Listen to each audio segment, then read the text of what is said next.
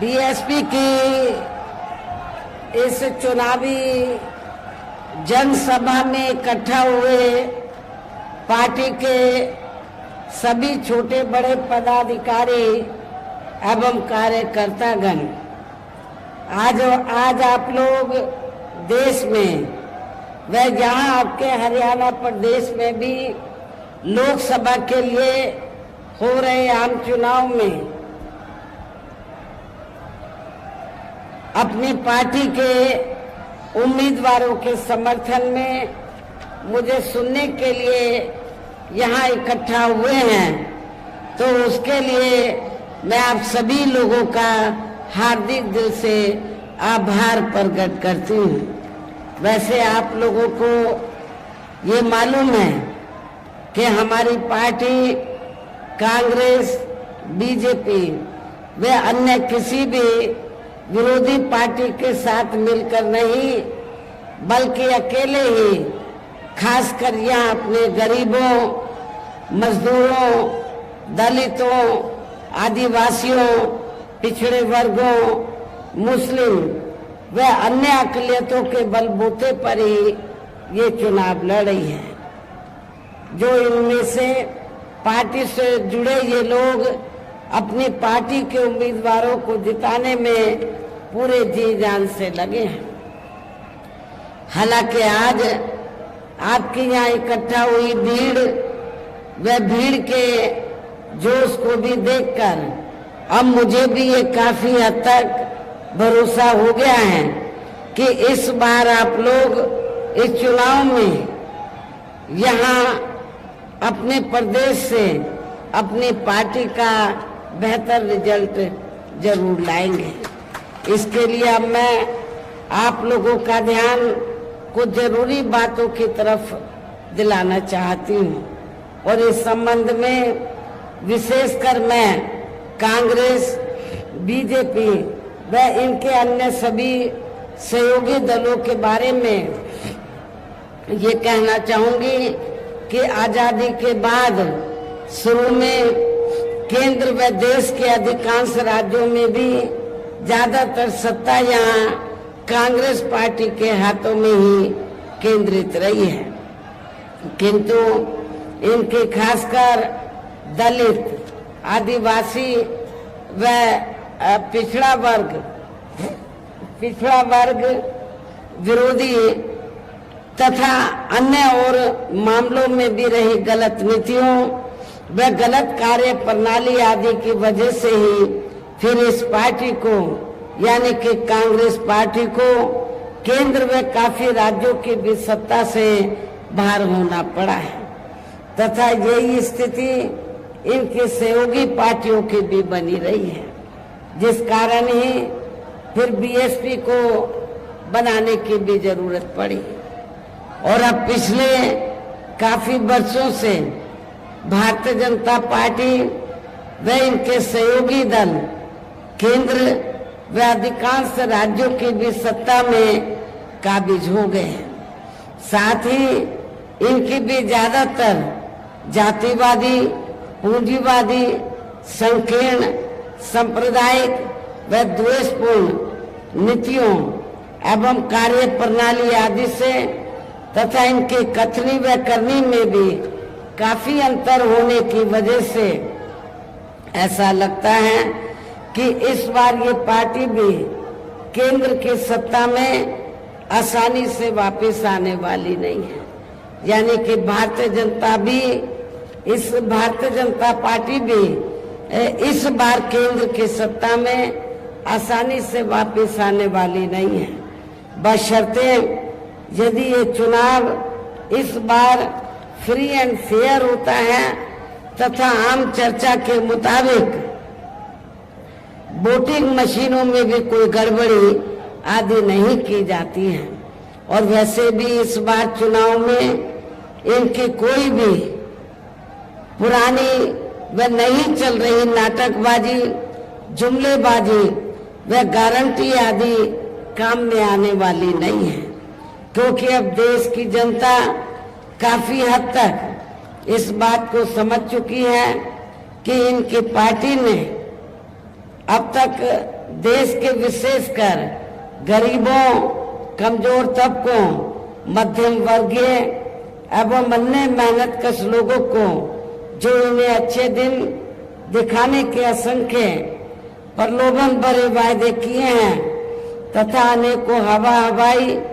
व कागजी गारंटी भी दी हैं, तो उनका जमीनी हकीकत में अभी तक भी इन्होंने लगभग 1/4 हिस्सा भी कार्य पूरा नहीं किया है, बल्कि इसके स्थान पर इनका ज्यादातर समय व ताकत भी जहाँ इनके अपने चहेते रहे बड़े बड़े पूंजीपतियों एवं धन्ना सेठों को ही ज्यादा से ज्यादा मालामाल व धनवान आदि बनाने में तथा उन्हें हर स्तर पर छूट देने व बचाने में ही लगी रही है, जिनके अधिकांश आर्थिक सहयोग से ही ये पार्टी व अन्य पार्टियां भी अपना संगठन चलाती हैं तथा चुनाव आदि भी लड़ाती हैं, जिसका काफी कुछ खुलासा बॉन्ड की आई रिपोर्ट से भी हो जाता है। इस संदर्भ में यहाँ मैं ये कहना चाहूंगी, अभी कुछ दिन पहले तो माननीय सुप्रीम कोर्ट ने बॉन्ड के संबंध में जो रिपोर्ट दी है और जो पेपरों में खबर छपी है, तो आप लोगों को ये मालूम है कि बीएसपी को छोड़कर कांग्रेस, बीजेपी व अधिकांश अन्य विरोधी पार्टियों ने इस देश के बड़े बड़े पूंजीपतियों व धन्ना सेठों से बॉन्ड के जरिए काफी मोटी रकम ली है, जिससे ये अपना संगठन चलाते हैं, चुनाव आदि भी लड़ाते हैं। लेकिन बहुजन समाज पार्टी एक ऐसी पार्टी है जिसने 1 रुपया भी किसी बड़े पूंजीपति व धन्ना सेठ आदि से नहीं लिया। इसलिए हमारी पार्टी जब भी चुनाव होता है, संगठन को चलाने के साथ साथ जब भी छोटा बड़ा चुनाव होता है, तो हमारी पार्टी ना तो संगठन को चलाने के लिए न चुनाव आदि लड़ाने के लिए किसी भी बड़े पूंजीपति से, धन्ना सेठ से पैसा नहीं लेती है, ये भी आप लोगों को मालूम है। लेकिन हमारी पार्टी अपने कार्यकर्ताओं के जरिए, मेंबरशिप के द्वारा या फिर मेरे जन्मदिन के मौके पर पार्टी के लोगों से थोड़ा थोड़ा धन इकट्ठा करके पार्टी के संगठन को चलाती है व चुनाव आदि भी लड़ाती है, ये भी आप लोगों को मालूम है। इसके साथ ही अब ऐसा लगता है कि कांग्रेस पार्टी की तरह ही बीजेपी ने भी केंद्र के तमाम सरकारी जांच एजेंसियों का ज्यादातर राजनीतिकरण ही कर दिया है। इसके अलावा देश के किसान वर्ग भी वर्तमान बीजेपी की सरकार में शुरू से ही अपनी विभिन्न समस्याओं को लेकर काफी ज्यादा दुखी व परेशान रहे हैं और अभी भी हैं, जबकि यूपी में 4 बार हमारी पार्टी की रही सरकार ने इनके हितों का भी, किसानों के हितों का भी हर स्तर पर विशेष ध्यान रखा है। हमने अपनी चारों हुकूमतों में किसानों को खेती करने के लिए समय से सस्ते साधन उपलब्ध कराए और उनकी फसल का भी उचित दाम हमारी पार्टी की सरकार ने उत्तर प्रदेश में दिया है। इतना ही नहीं, बल्कि केंद्र में पूर्व की रही कांग्रेस सरकार की तरह ही वर्तमान भाजपा सरकार में भी इनकी जातिवादी, हीन, सांप्रदायिक एवं पूंजीवादी सोच व नीतियों के चलते ही पूरे देश में सर्व समाज में से खासकर गरीबों, दलितों, आदिवासियों, पिछड़े वर्गों, मुस्लिम एवं अन्य धार्मिक अल्पसंख्यक समाज के लोगों का भी पूर्ण रूप से विकास व उत्थान आदि नहीं हो सका है। और इस संदर्भ में वैसे आप लोगों को ये मालूम है कि पूरे देश में यहाँ दलितों, आदिवासियों एवं अन्य पिछड़े वर्गों का सरकारी नौकरियों में वर्षों से अधूरा पड़ा आरक्षण का कोटा भी अभी तक पूरा नहीं भरा गया है। विशेषकर एससी व एसटी वर्गों के सरकारी कर्मचारियों का पदोन्नति में आरक्षण तो अब काफी हद तक प्रभावहीन ही बना दिया गया है। साथ ही केंद्र व राज्यों में भी विरोधी पार्टियों की रही सरकारों में इन सभी वर्गों को प्राइवेट सेक्टर में आरक्षण दिए जाने की व्यवस्था किए बिना ही इनकी सरकारों के ज्यादातर सरकारी कार्य अब प्राइवेट सेक्टर के जरिए ही इनके बड़े बड़े पूंजीपतियों व धन्ना सेठों आदि को ही दिए जाने के कारण अब इनको पूरे देश में आरक्षण का बहुत कम ही लाभ मिल पा रहा है। इसी प्रकार इनका अन्य और मामलों में भी शोषण व उत्पीड़न आदि होना अभी तक भी बंद नहीं हुआ है। इनके साथ साथ मुस्लिम व अन्य धार्मिक अल्पसंख्यक समाज के लोगों की भी हालत हर स्तर पर काफी ज्यादा खराब व दयनीय ही बनी हुई है, जिसका काफी कुछ खुलासा सच्चर कमेटी की रिपोर्ट में भी किया गया है। इतना ही नहीं बल्कि पिछले कुछ वर्षों से केंद्र व अधिकांश राज्यों में भी बीजेपी व आरएसएस के सरकारों के चलते हुए अब इनका विकास व एवं उत्थान आदि होना भी काफी हद तक बंद सा ही हो गया है। आए दिन इन पर खासकर धर्म की आड़ में हो रही जुल्म जाति भी यह काफी ज्यादा चरम सीमा पर पहुंच चुकी है। इनके साथ साथ अपर कास्ट समाज में से विशेषकर गरीब लोगों की भी हालत हमें कोई खास अच्छी नजर नहीं आती है। इनकी गलत कृषि नीतियों के कारण किसान वर्ग भी आए दिन आंदोलित ही रहता है। साथ ही इनकी गलत आर्थिक नीतियों की वजह से देश की अर्थव्यवस्था पर भी इसका काफी बुरा प्रभाव पड़ा है, जिससे यहाँ विशेषकर छोटे एवं मध्यम वर्गीय व्यापारी वर्ग भी काफी ज्यादा दुखी व परेशान हैं। और अब केंद्र में पूर्व की रही सरकारों की तरह ही वर्तमान भाजपा सरकार में भी यहाँ पूरे देश में गरीबी, बेरोजगारी एवं महंगाई आदि भी लगातार काफी ज्यादा बढ़ रही है। देश में हर स्तर पर फैला भ्रष्टाचार भी कम नहीं हुआ है। ऐसे में अब आप लोगों को देश में हो रहे लोकसभा चुनाव में कांग्रेस, बीजेपी व इनकी सहयोगी पार्टियों को भी केंद्र की सत्ता में आने से जरूर रोकना है, जिनकी गलत नीतियों व गलत कार्य प्रणाली आदि को आप लोग काफी हद तक आजमा भी चुके हैं। और अब ये विरोधी पार्टियां किस्म किस्म के साम, दाम, दंड भेद आदि अनेकों हथकंडे इस्तेमाल करके केंद्र की सत्ता में आने की पूरी कोशिश में लगे हुए हैं, जिनसे अपनी पार्टी के लोगों को हर स्तर पर काफी ज्यादा सावधान रहना है। और इस मामले में विरोधी पार्टियां अपने अपने पक्ष में हवा बनाने के लिए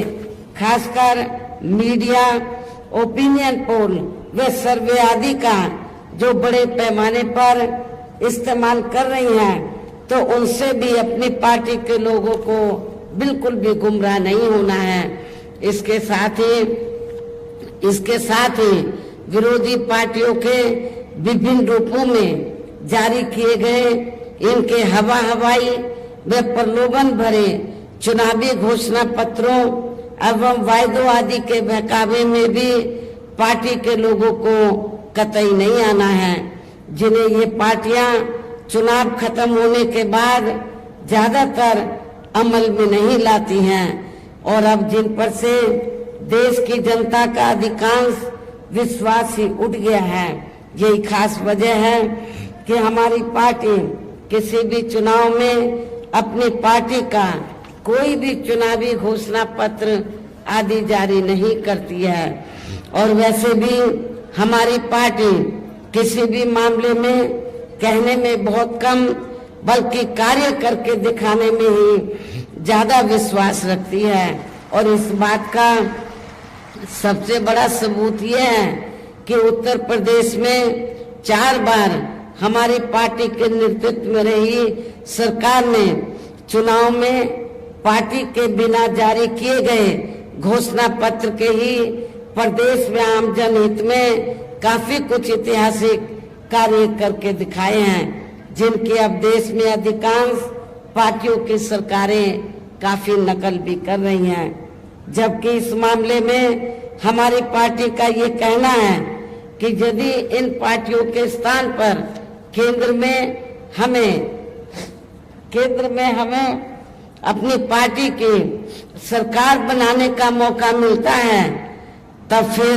हमारी पार्टी की बनी सरकार केंद्र में जहां अब तक की रही सभी विरोधी पार्टियों की सरकारों की तरह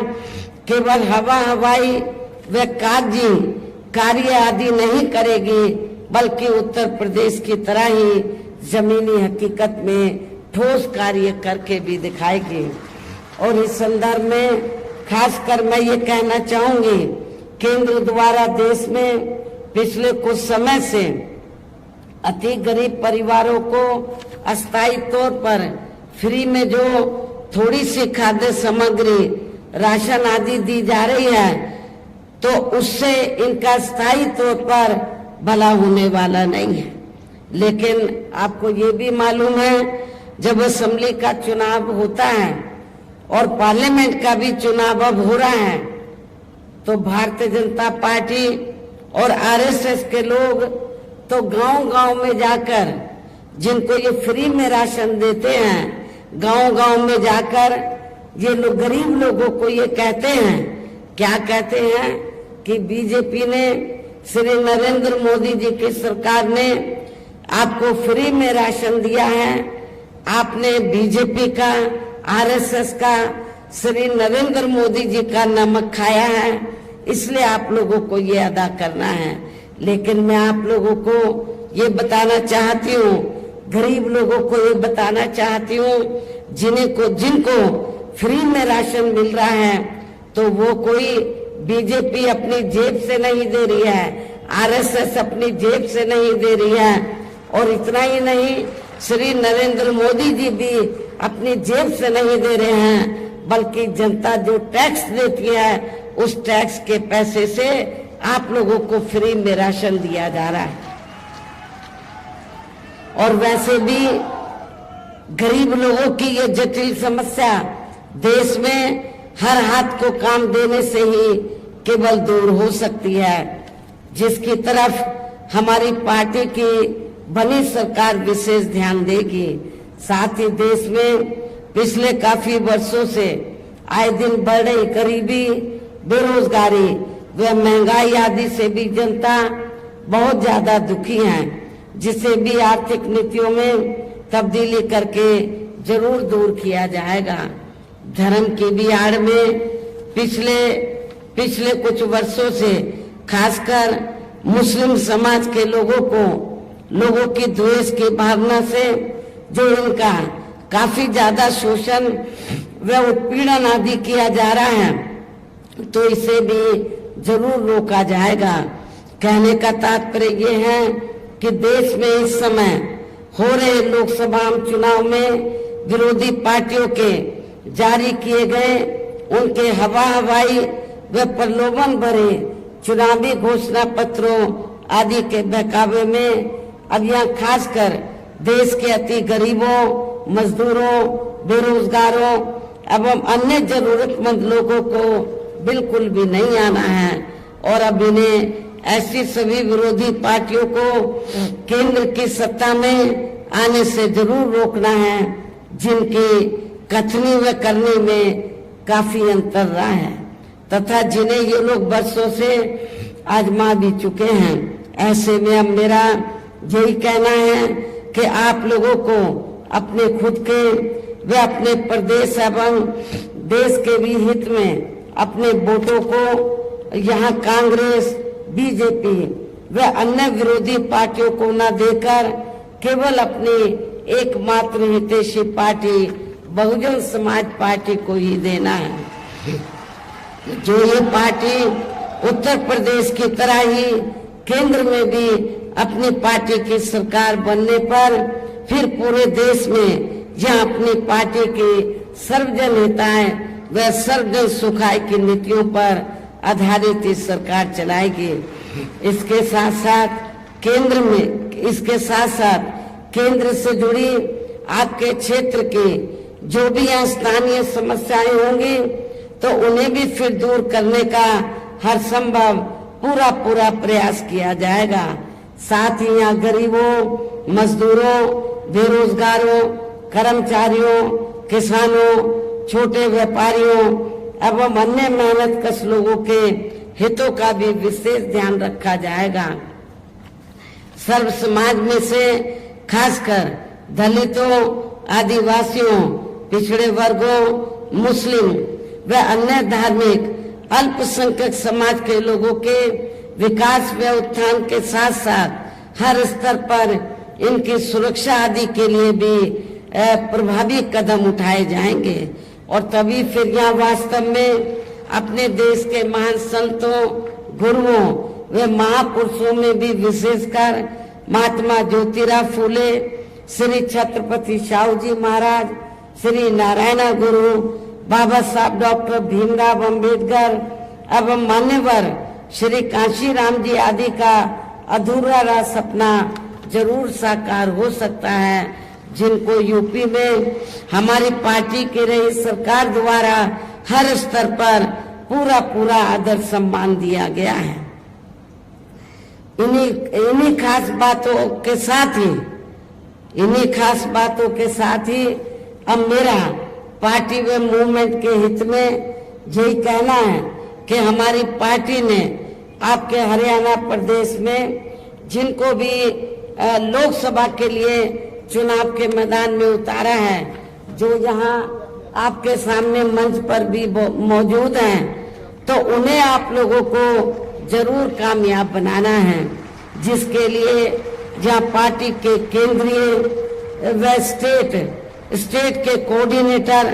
तथा स्टेट की पूरी कमेटी व यहाँ के अन्य सभी स्तर के छोटे बड़े पदाधिकारी एवं कार्यकर्तागण आदि पूरे जी जान से लगे हैं। और अब अंत में मेरा यही कहना है कि आप लोगों को वोट पड़ने वाले दिन यह अपनी पार्टी के सभी उम्मीदवारों को पार्टी का जो चुनाव चिन्ह हाथी है, अपनी पार्टी का जो चुनाव चिन्ह हाथी है, तो हाथी चुनाव चिन्ह के सामने वाले बटन को दबाकर इनको भारी वोटों के अंतर से जरूर कामयाब बनाना है। इस खास अपील के साथ ही अब मैं अपनी बात यही समाप्त करती हूँ। जय भीम, जय भारत।